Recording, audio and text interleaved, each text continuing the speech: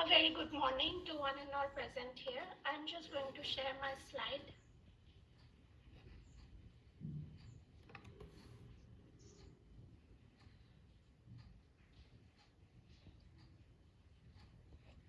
I hope it is visible. Yes, it is.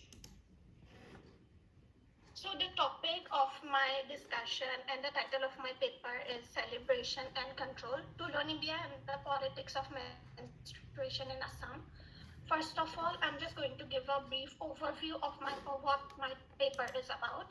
It is about a gendered analysis of Tuloni Biya, which is the ritual for the celebration of first menstruation observed in an Assamese Hindu community, and I have analyzed the ritual in a way which reveals that on the face of it, it celebrates menstruation, hence it celebrates the divine feminine.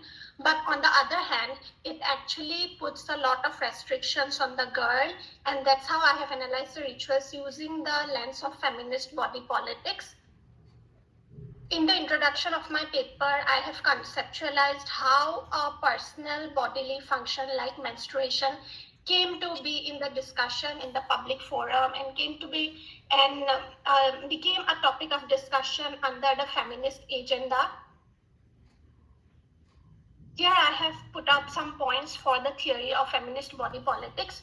So first of all, I'm just going to discuss what is body politics. Body politics is a theory, talks about how society and its agents and governmental agents actually form human behaviors and how it actually in a way disciplines the human body. This concept was taken by different feminists, specifically the radical feminists, and they have said how the female body is actually shaped by different patriarchal agents of the society. In this way, through this theory, we can understand that menstrual stigma and menstrual customs are nothing but forms of body politics, are in fact forms of patriarchal forms of colonization of the female body. Here I have put up the objectives of my paper. I have tried to discuss the duality of Tuloni Biya, how it regulates the female body, and on the face of it, it tries to celebrate the female body. Here I have some of the around India. It is not that only the Assamese community celebrates first menstruation, but across the world, different communities in fact celebrates a girl coming of age ceremonies.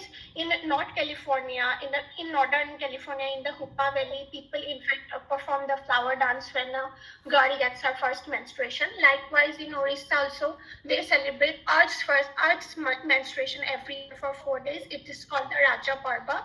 And in South Indian states like Andhra Pradesh, Telangana, and Tamil Nadu, they also perform different rituals such as Ritukala Samskara and Manjal Niratuviju to celebrate a girl's first menstruation. The common feature among all these celebratory rituals all around the world, even the common features are the isolation of the girl, the physical isolation of the menarcheal girl, then ritual bath and restrictions on food and movement. So all these things actually show the dual narrative. On the face of it, it is trying to celebrate menstruation, which is supposed to symbolize a power of the divine feminine or the divine fertile energy, but actually it is trying to control and put restrictions on the female body and mind through different purity codes, through different codes of purity and pollution. So here I have put up some points for a better understanding of the ritual of Tuloni Biya. So what is Tuloni Biya? It is a ritual when a girl gets her first menstruation in an Assamese Hindu community. She is in fact confined to a different room for 7 days, and she cannot take bath by herself for those 7 days. She will get 2 ritual baths. One on the 3rd or 4th day and one on the 7th day. On the 7th day, when she gets a ritual bath, one cutted banana tree is planted near her as her groom, and all these things actually culminate in a public feast and celebration. In the celebration, she is totally viewed in a different kind of light, and this Tuloni Biya actually marks a transition from a young girl to her entry into womanhood, which symbolizes a young marriageable woman. So she is not a young girl anymore. She is actually supposed to behave in a way that symbolizes womanhood, and that is how this kind of celebrations actually try to impose different set of accepted codes of conduct on the female body and mind. And this is an analysis of the ritual, how from the theory of body politics we can see that through these kind of rituals actually the societal agents are trying to control the female body. And this concept was actually originally Michel Foucault in his concept of docile body. But the thing is that different studies indicate that despite Assam performing all these public rituals for menstruation, it is still performing poorly in menstrual hygiene management. It showcase that girls even do not know about the cause of menstruation. They're still practicing isolation even in monthly periods, and they're not using sanitary pads and hygienic methods.